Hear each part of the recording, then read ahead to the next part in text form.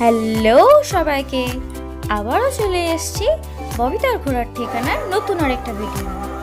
আজ আমরা যাব ভূতনাথ। চলো তাহলে শুরু করা যাক। আমরা আড়িটলার লঞ্চ পেরিয়ে ভূতনাথের উদ্দেশ্যে রওনা হচ্ছি। আর এখন কিন্তু শ্রাবণ মাসের লাস্ট সোমবার আমি গেছি। দেখো কত ধরনের দোকান বসছে, কত মানুষ বাঁক নিয়ে যাচ্ছে, প্রচুর লোকের সমাগম। আর এই ভূতনাথের পাশেই রয়েছে গঙ্গাঘাট। এখনো এই রাতের বেলাতেও অনেকেই গঙ্গা থেকে জল তুলে নিয়ে বাবার মাথায় জল অর্পণ করছে।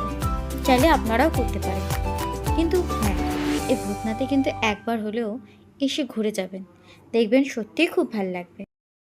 কিন্তু এই শ্রাবণ মাস থাকার জন্য বাবার একদম কাছে যাওয়া যাচ্ছে না, অনেকটা দূর থেকেই চোঙের মাধ্যমে জল ঢালা হচ্ছে। আর এই ঠিক ভূতনাথের অপোজিট দিকেই রেল লাইন পেরিয়ে এই একটি মন্দির, যেখানে মা কালী, মা বৈষ্ণব দেবী এবং শিবের মন্দির রয়েছে।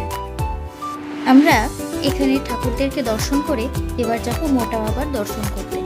এই রাস্তা ধরে সোজা এগিয়ে গেলেই আমরা মোটা বাবার মন্দির দেখতে পাবো।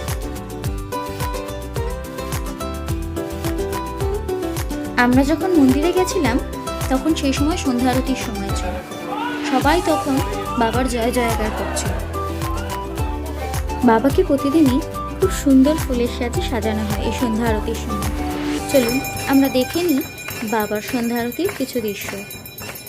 বাবার কাছে প্রার্থনা করি সকলের মঙ্গল করুক এবং সকলের ভালো করুক।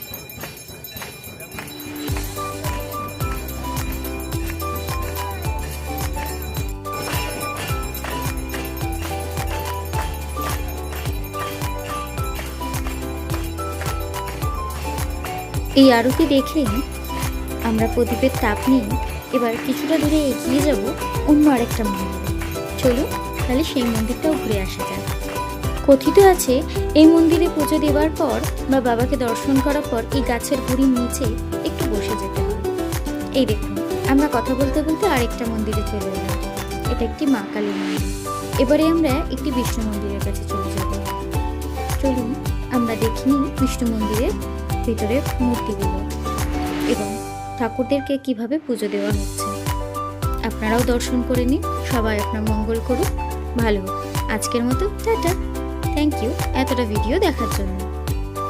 আবার আসবো নেক্সট ভিডিওতে।